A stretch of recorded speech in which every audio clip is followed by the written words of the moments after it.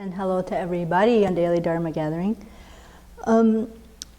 This morning or today I want to do something a little bit different. I know that our topic for the month is relaxation.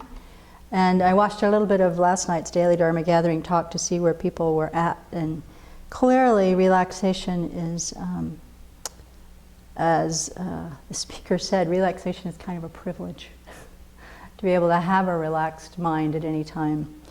And I imagine that people on Daily Dharma Gathering are as,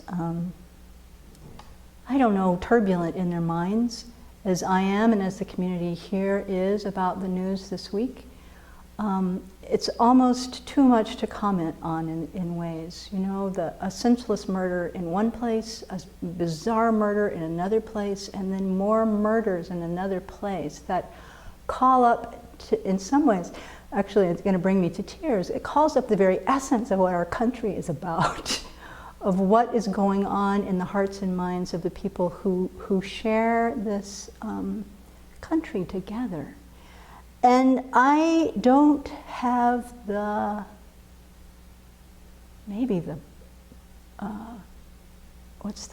arrogance to think that there's anything meaningful that can be said that's like a sweeping teaching on this moment at this time.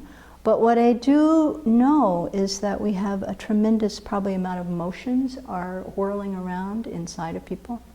And I do know that by the fact that we have our Dharma practice, whatever people's orientation is towards that, and I know it's very varied in this group, but it's at times like these when we must turn to Dharma as our refuge to help us get clear in our minds and in our hearts about what is true, or as to quote someone, what's true, good, and beautiful, and also to know what our essence is and what our capacity is, what our potential is to be a part of something that brings healing and does not contribute to the rifts, the pain, the violence, verbally, physically, and mentally.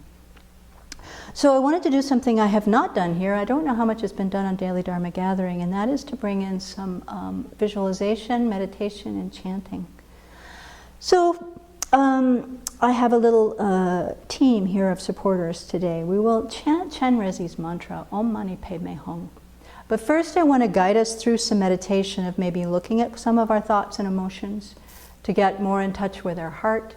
And then we'll do some imagining or visualizing the qualities that we most admire, aspire for, and know is at the heart of every living being. We'll bring those to mind, we'll bring them into ourselves, and then we will send them out into the world. So that's kind of the agenda for the next, I would say, 20 minutes if you're up for it. So let's start with sitting in your meditation posture wherever you are. On a couch, in bed. If you're in a bed, sit up, I would say, if you can. In the chair, feet flat on the floor. If you're on the cushion, make sure that you're comfortable. In our tradition, we teach the meditation with the left hand on the bottom, right on the top, thumbs touching in your lap, pulled up right up next to your belly button. I know that other teachers have different hand postures, so do the one that you're familiar with. But be intentional about that. Make sure that your spine is straight. Head tucked just a little, tongue behind your top front teeth, and eyes lowered.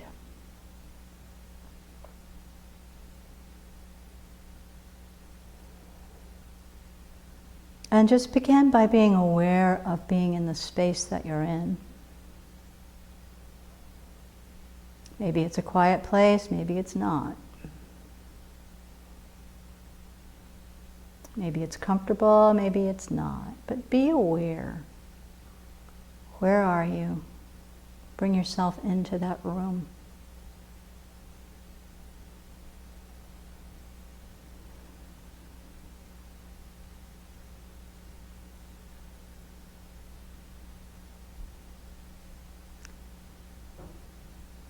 And then bring your attention inside your own body. Being aware of your connection with the chair, the cushion, the floor.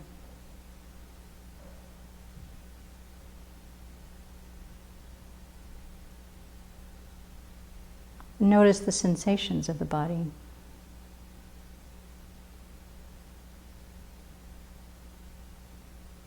On the West Coast, we've just had breakfast. There's probably the feeling of digestion. On the East Coast, you're ready for lunch and might be a little hungry.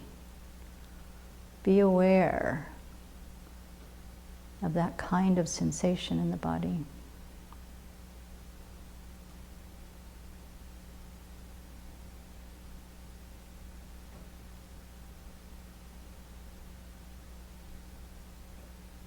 And then move your attention to your breathing.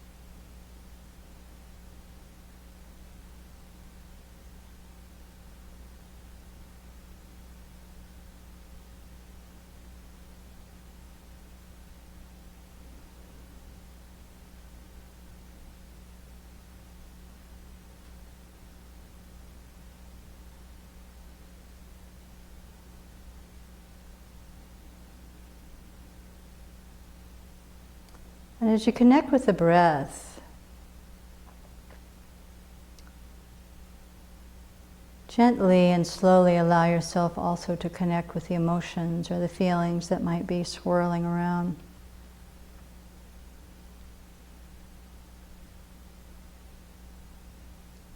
Feelings of dismay or horror or fear, anger, grief.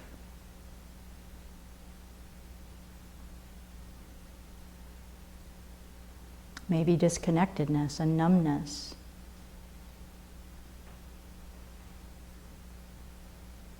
But as you think of your own personal response this morning to the world news, the American news, be aware of those emotions and feelings.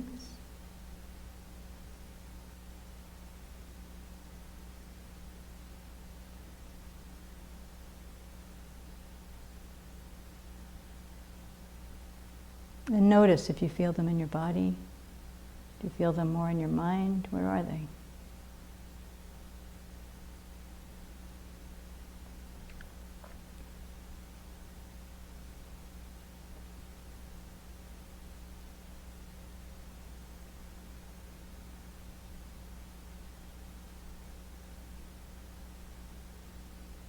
And as we breathe with them gently, you can just allow them to arise. We don't need to catch them, hang on. Let the emotions arise and fall, just like the breathing.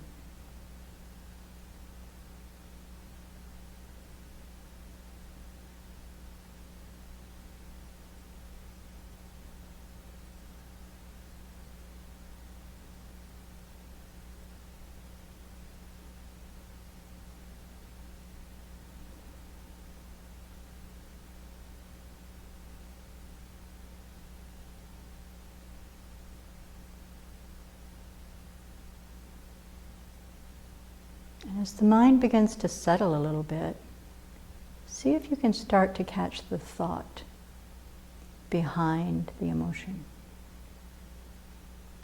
The thought like, this should never happen.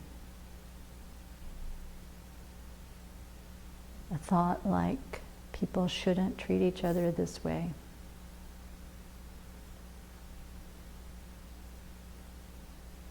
Thoughts like, blaming one side, another side, finding a side to blame, those kinds of thoughts. Notice them. Expectations, judgments, shoulds. These are the things that distance us from the feeling, so let those pass. And stay with the feeling in your heart.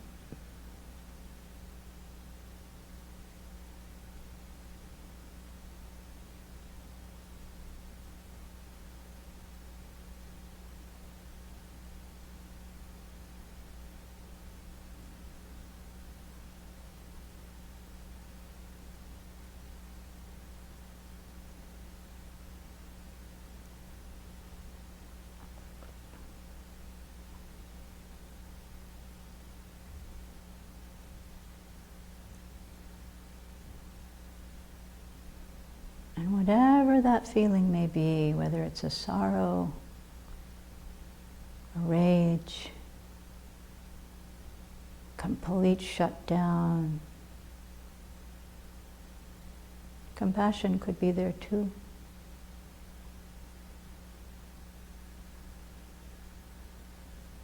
Move your attention to recognize that this is the human experience, these feelings themselves.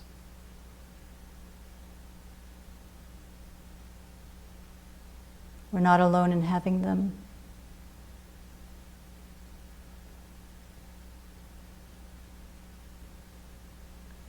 And we're not alone in having them provoked.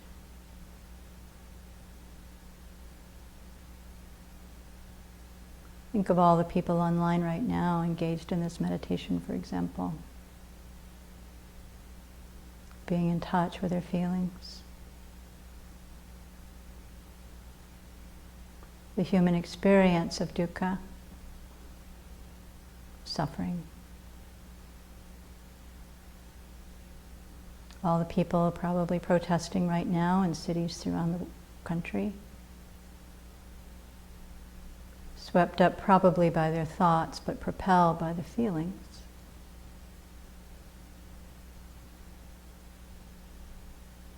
Grief, sorrow, rage, numbness.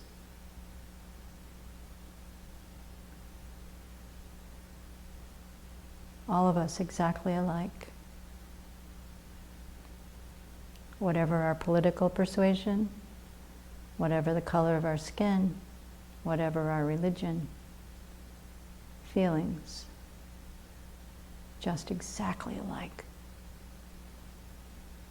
In response to the suffering, the dukkha of our experience as human beings.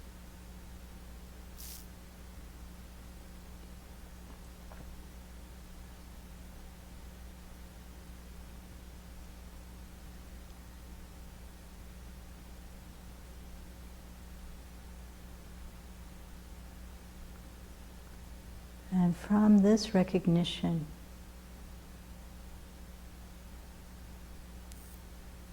let a determination to be free of this suffering arise. And a sense of compassion.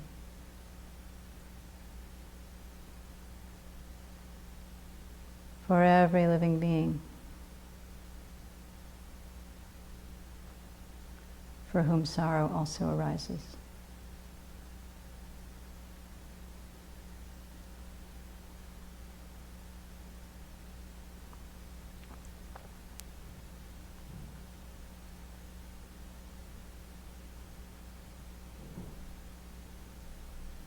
And we can cultivate a recognition that underneath that feeling of sorrow, why do we grieve? Why do we rage? Because we also have a heart of loving kindness. We can't bear to see the suffering of others, really. We respond in different ways, but that seed of empathy is in each one of us.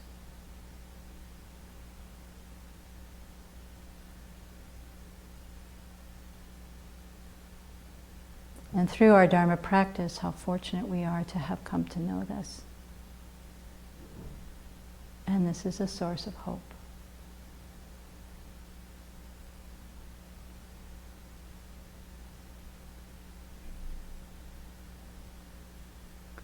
It's a recognition that we can say, okay, we have this potential, actually, to grow our love and compassion endlessly. How do we know that? Because we react so strongly when someone overwhelmed by their own afflictions does something so devastating to another being.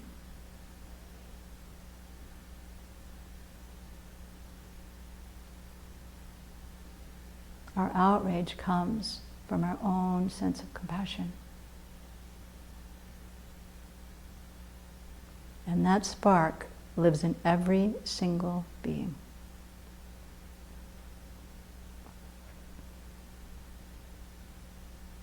it can be nurtured, it can grow, and as practitioners of the Dharma, we have the possibility to contribute to that growth. By fanning that flame in our own heart,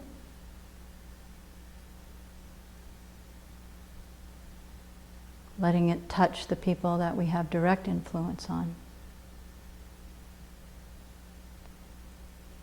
And the cumulative effect is to brighten and lighten the world. Not in an unrealistic, tomorrow everything will be okay kind of way, but by a steady determination that whatever it takes, however long it takes, our commitment is to cultivate that heart of loving kindness and compassion, and to help others grow it as well.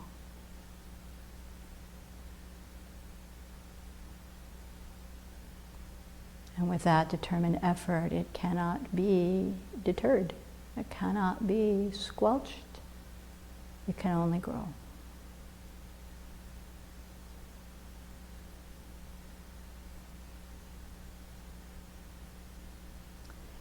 So bring to mind, just as an image in the space in front of you or above your head, a beautiful light that is the embodiment of that love, compassion, hope,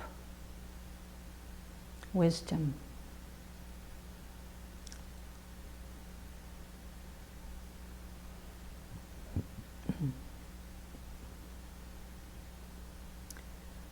If you are familiar with these kinds of practices and that light has a shape or a name for you, go ahead and name it. In the Tibetan tradition, we might call it Chenrezig, the Buddha of compassion. In the Chinese Mahayana, it might be Kuan Yin, Buddha of compassion. For Christians, it might take the shape of Jesus or even the Holy Spirit. For people with no real name for it, just the beautiful, brilliant flame of love and compassion, burning, glowing so softly, but absolutely indestructibly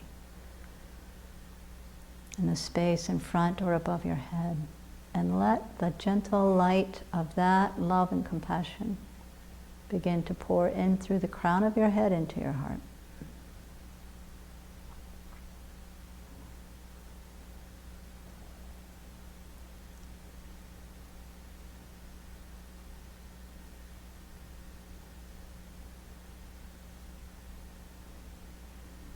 The light that pours is like a nectar or a soothing balm that is the essence of everything that is good in the universe. It's a part of us. We're tapping into that as a part of every other being. And as the beings who have gone before us to become fully awakened themselves, whose supply of compassion is infinite,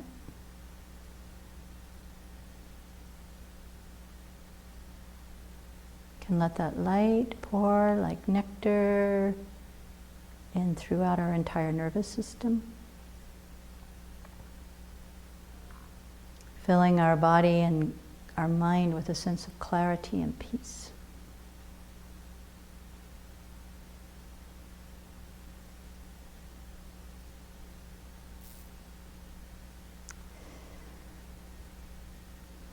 And we'll combine that imagining of all that light and nectar pouring into us with the recitation of the mantra Om Mani Padme Hum.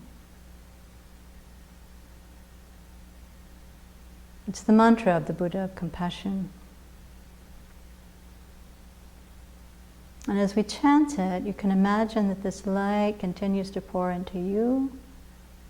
We'll chant it for a bit and then I'll direct us to send it out. But let's start it with this tune. Om Mani Padme Hum.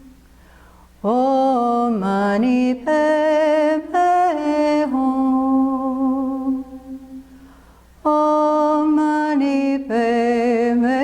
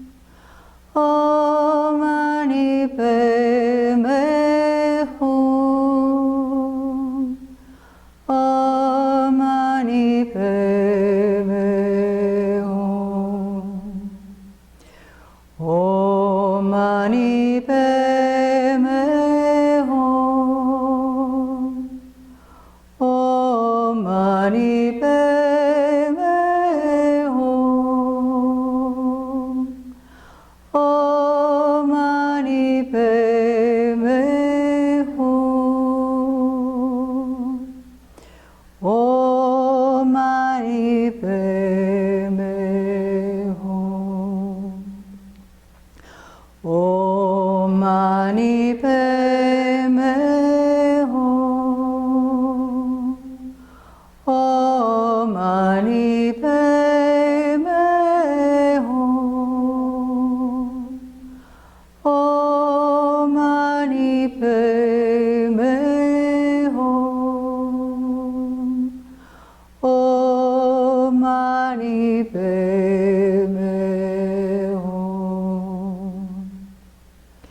Om mani pe me ho. Om mani pe me ho. Om mani pe me ho. Om mani pe me ho. So if you guys continue the mantra, I'm going to talk a little bit. Om mani pe me ho. So now you can imagine that this light that's pouring into you begins to appear over the light of every being. And flowing out of your own heart, this light can go to the scene in Baton Rouge. The light can go to the scene outside of St. Paul. The light can go to the scene in Dallas.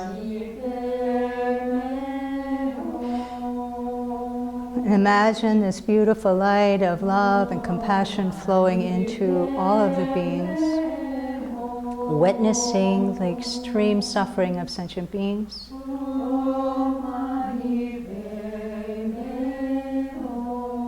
And showering this light of potential of our love and compassion, healing everyone there.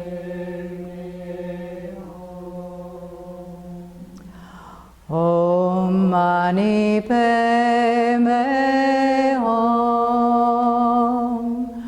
Om mani pe me hum. Om mani pe me hum. Om mani pe me hum. Om mani pe me hum. Om mani pe me hum. Om mani pe me hum. Om mani pe me hum. Continue the mantra.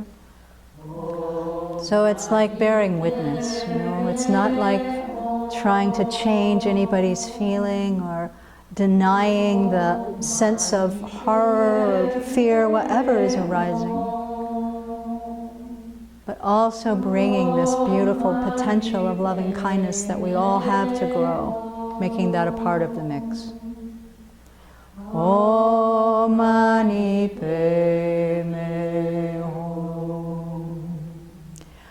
Om mani pe me hum. Om mani pe me hum. Om mani pe me hum. Om mani pe me hum.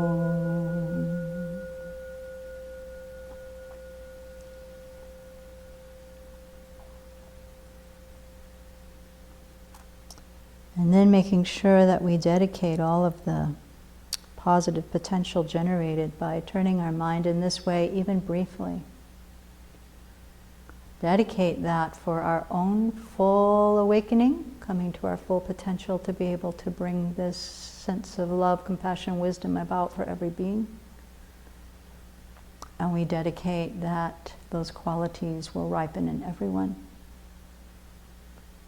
And that our practice and our lives will be committed towards bringing that about, however long it takes, whatever it takes. Quietly, slowly doing our practice and making our way in the world.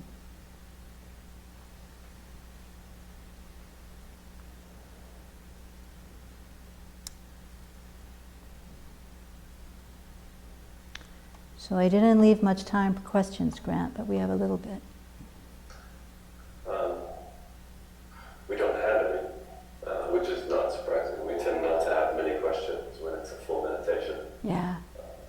But I will like to say thank you. I am in Dallas and was at the vigil yesterday and felt very much what you were talking about, being able to hold the hands of strangers and hug strangers, and it was very sad, but there was peace in feeling more a part of humanity than just a human. And feeling that there's something powerful about having a community that is focused on light and goodness. Yeah.